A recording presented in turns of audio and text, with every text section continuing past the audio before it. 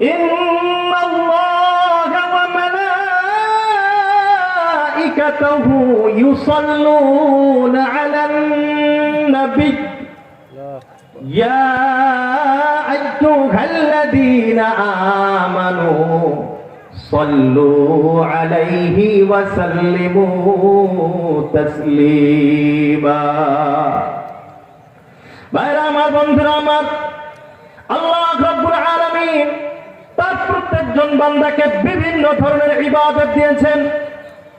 আকিমুস সালাহ, নামাজ আদায় করো, নামাজ কায়েম করো। আতুস যাকাতা, যাকাত আদায় করো। কুতিবা আলাইকুমুস সিয়াম, রোজা পালন করো, রোজা রাখো। ভাইরা আমার, বন্ধুরা আমার, আল্লাহ রাব্বুল আলামিন বিভিন্ন ধরনের ইবাদত আমার আপনার উপরে ফরজ করেছেন, ওয়াজিব করেছেন। বিভিন্ন ধরনের ইবাদত আমার আপনার উপরে দায়িত্ব দিয়েছেন। কিন্তু আল্লাহ কোন ইবাদতের ভিতরে এমন ভাবে বলেন না আমি নিজে এই ইবাদত করি, আমার ফেরেশতারা এই ইবাদত করে। ও আমার মুসলিম বান্দারা, তোমরাও এই ইবাদত করো। কোন ইবাদতের ব্যাপারে আল্লাহ রাব্বুল আলামিন এমন ভাবে বলেন নাই। কিন্তু দরুদের ব্যাপারে যখন আসছে, আল্লাহ রাব্বুল আলামিন বলেন ইন্নাল্লাহ,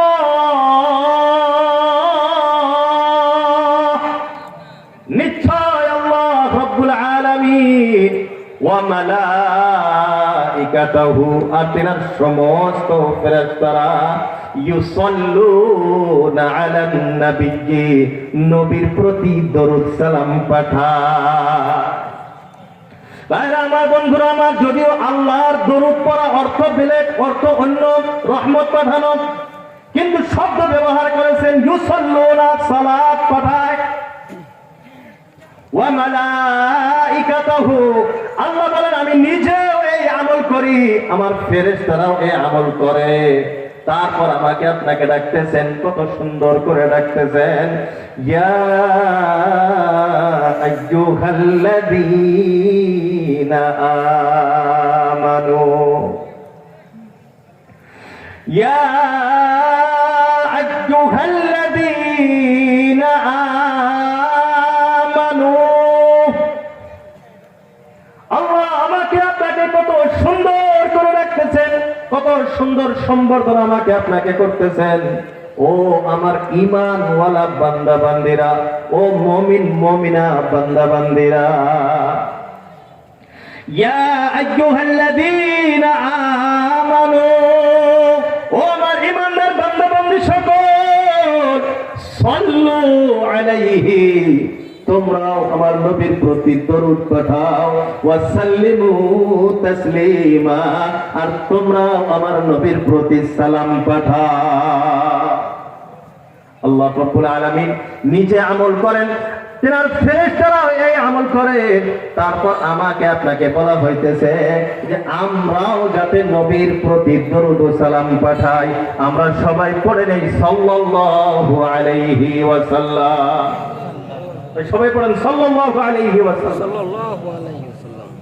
নবী যতবার আসবে, মুহাম্মদ যতবার আসবে, আহমদ যতবার আসবে, ততবার আমরা দরুদ পড়ার চেষ্টা করব। করব তো ইনশাআল্লাহ। তাই এই আমলের ভিতরে কি ক্ষতি আছে আমাদের? সাল্লাল্লাহু আলাইহি ওয়াসাল্লাম পড়লে কি আমাদের ক্ষতি হবে না লাভ হবে? লাভ। কেমন লাভ হবে?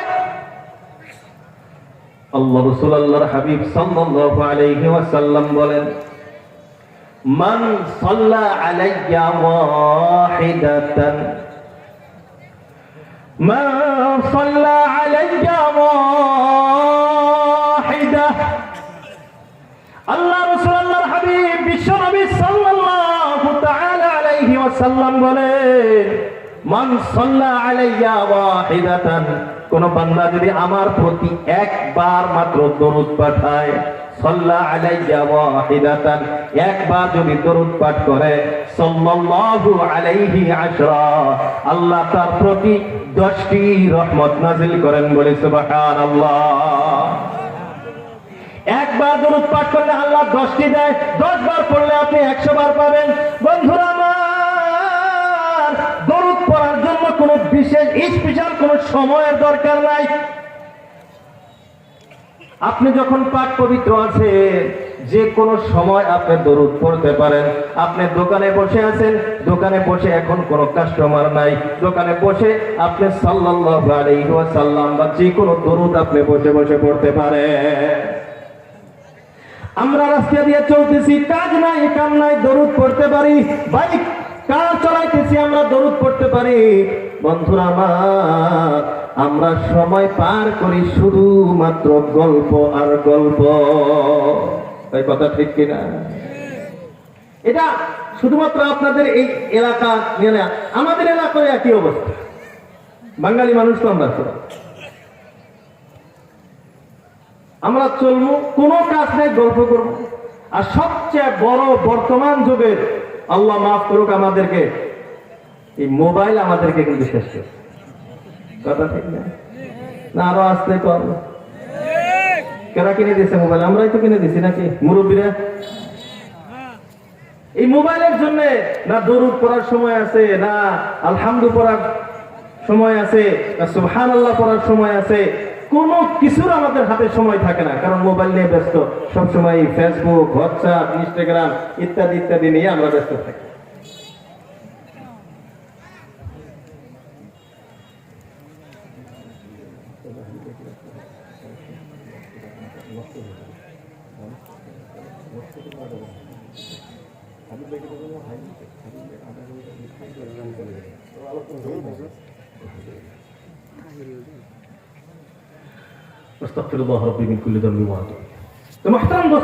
বলতেছিলাম কি, আমরা সময় এমনিই পার করি, নষ্ট করি।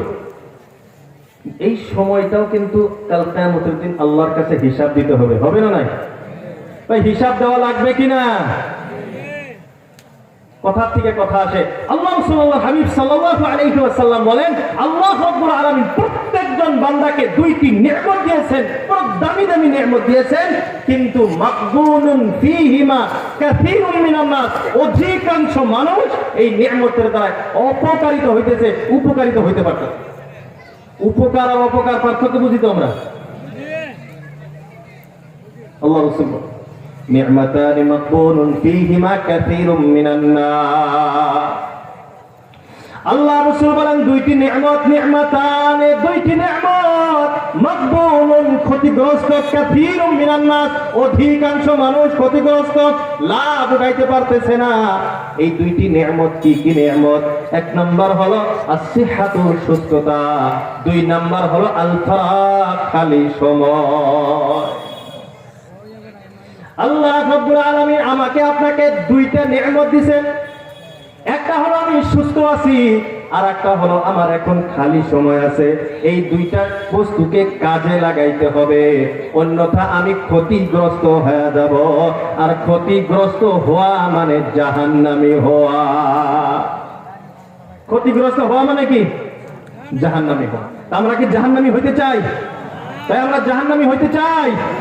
তাহলে আমাদের যে এখন সুস্থতা আছে, আমি যে সুস্থ, এই সুস্থতাকে কাজে লাগাইতে হবে। আর আমার কাছে যে সময় আছে, আমি পারলে চেষ্টা করলে অনেক কিছু করতে পারি, এই সময়টাকে আমরা কাজে লাগাবো তো ইনশাআল্লাহ। অল্প সময় কথা রাখলাম।